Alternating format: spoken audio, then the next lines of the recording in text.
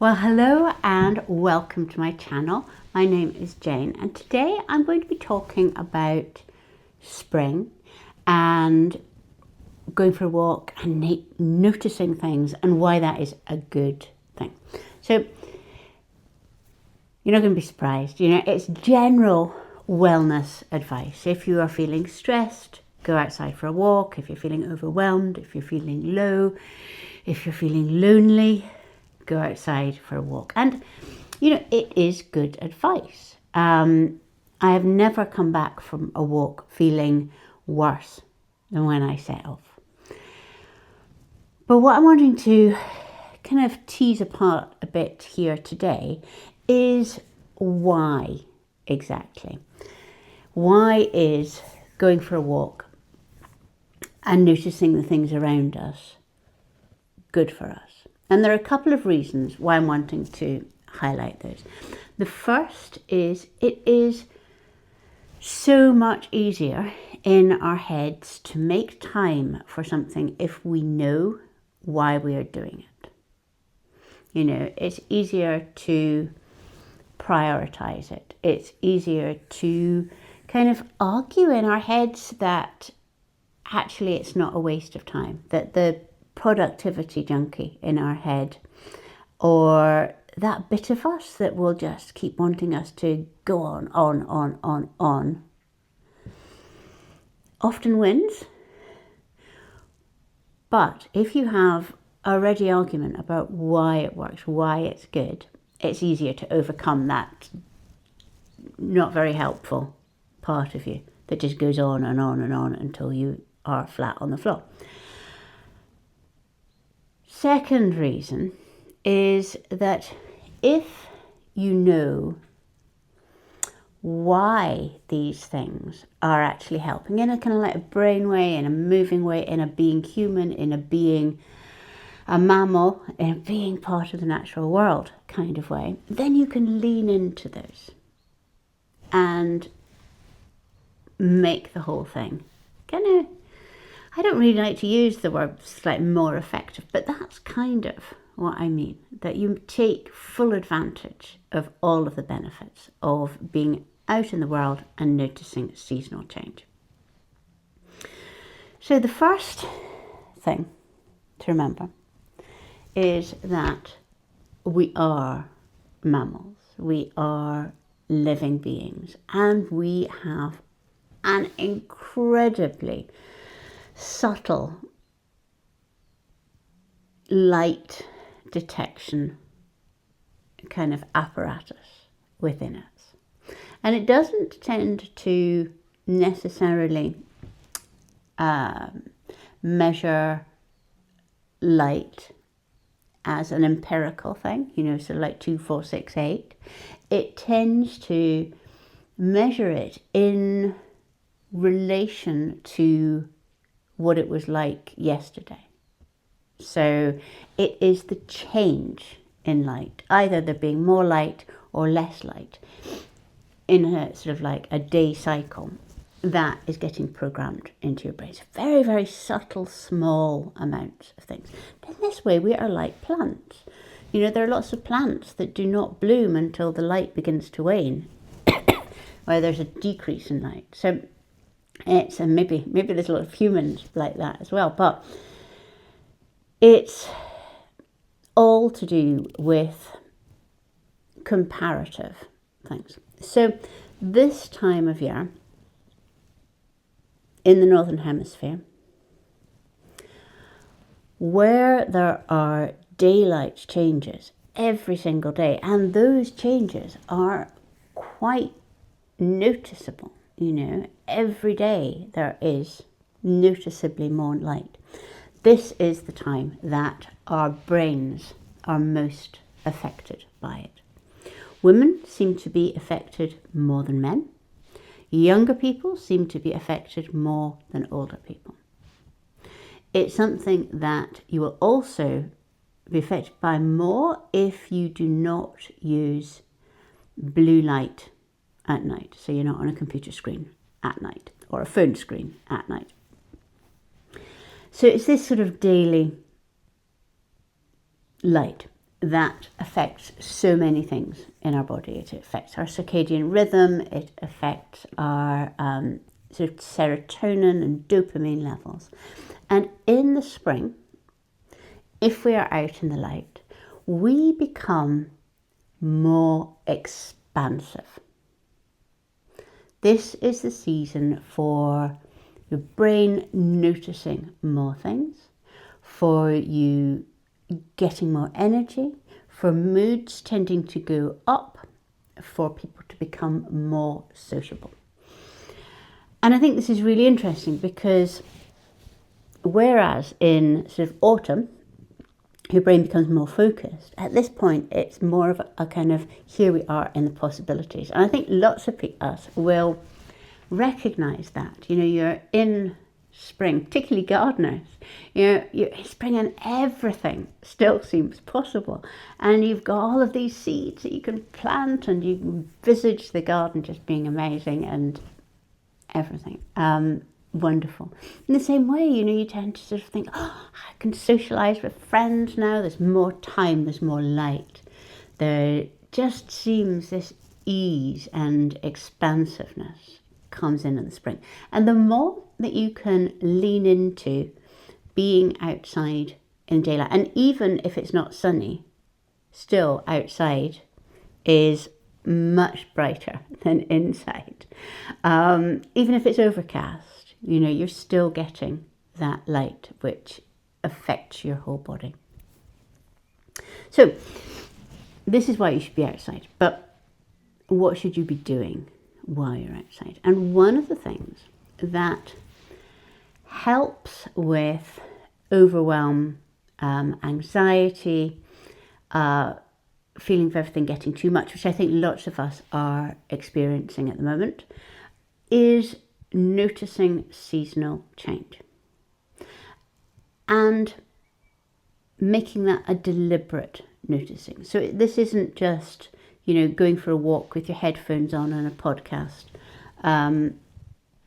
sort of just unwinding, oblivious to the world. That's a different kind of walk.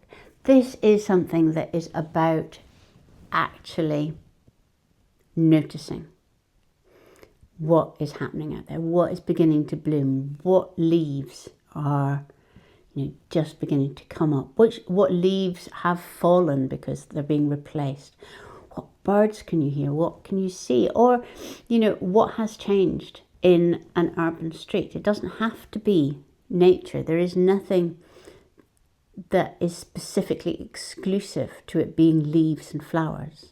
It's just that they are the things that we tend to think about. Can be many other things, you know, changes in shop windows, different people you see, all of that kind of thing. And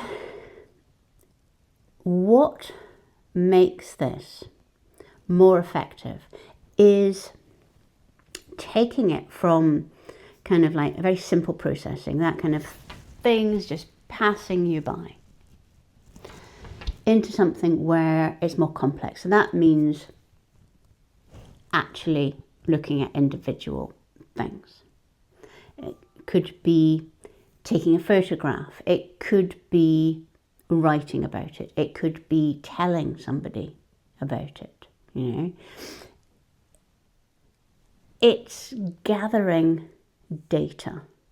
It's being part of the world in a very engaged way. And if we think about, you know, going back to when we were self-sufficient, all of these noticing skills, particularly in the spring, where you're coming out of a hard winter, your stores will have gone. You are not yet in the period where any crops would be grown or where there is abundance. So you are in this, it's called the hungry gap period. You are looking for things that will carry you through, either on a food level or medicinal level. Lots of the plants that were gathered at this time of year are actually like tonics. You know, birch sap and all of the nettles and greens, bitter greens, they are tonics that will give people strength after what would have been quite a difficult period, because winters were really difficult. So it's that kind of noticing, honing, leaning into, I saw this, I saw that.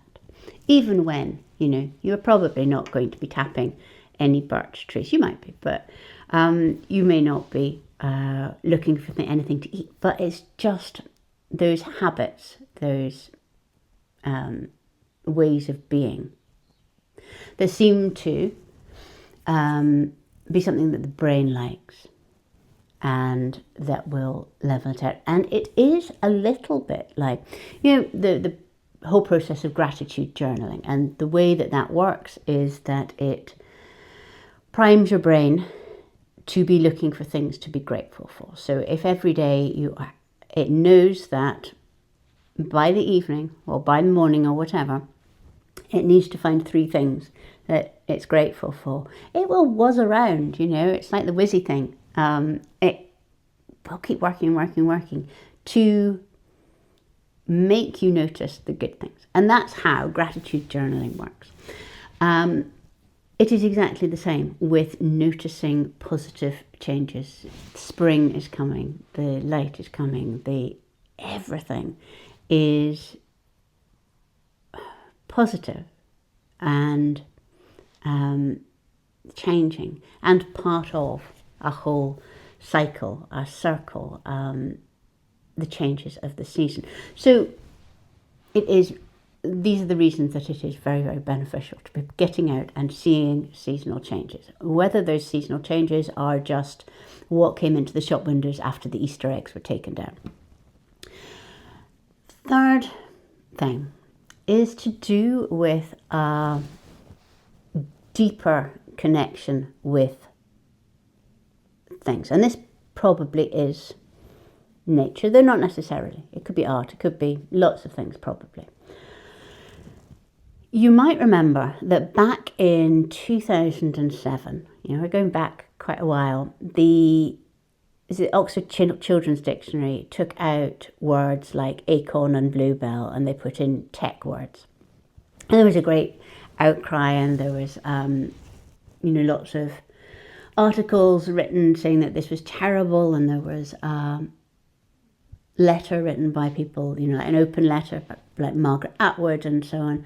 And there came about an incredibly good book called The Lost Words by Robert Macfarlane and Jackie Morris that was about these words that had come out of the dictionary. This beautiful book highlights them.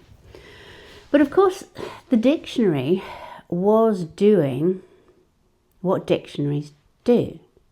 It was reflecting a society where children didn't use the words acorn or bluebell, but did use whatever the tech words were. So it is a reflection of a problem of society. It wasn't the cause of the problem of society. And a lot of the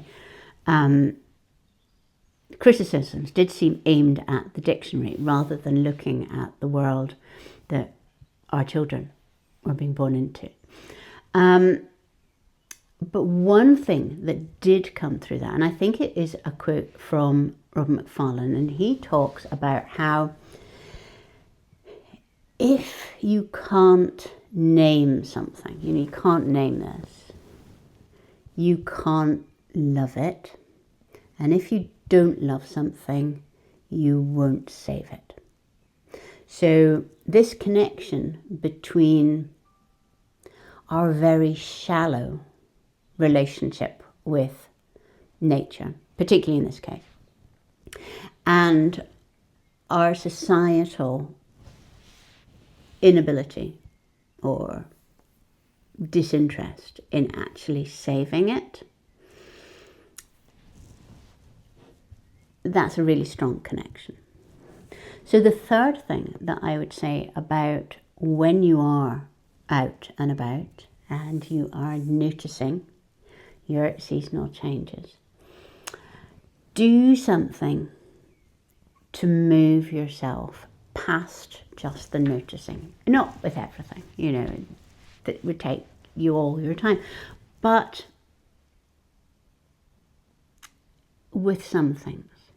so that they get embedded within you, so that people begin to care in a really, really visceral way.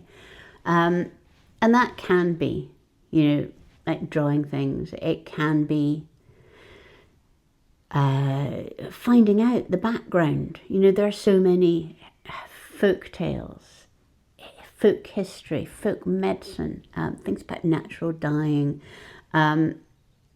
something just to take you past the superficial. Find out the names, find out that, the snake's head fritillary is a Fritillaria meleagris. Find out that it was famously painted by Charles Rennie Mackintosh, who makes it kind of even more of a checkerboard plant. This kind of thing, the knowledge and the appreciation and that kind of spotlight, that takes all of this past it just being for you. The going out into nature helps you, helps us calm down, become empowered, feel more relaxed. And then in the middle part, we've got this kind of getting to know you, noticing nature. But then I want to take it one bit further, which is for nature, for the world, forming a proper relationship, telling people about it, finding that you can spread that feel of caring, which, as Robert Macfarlane says, if you don't know things, you can't love them. If you don't love them, you can't save them. So I'm now going to go outside and see what's going on. Until next Friday, bye-bye.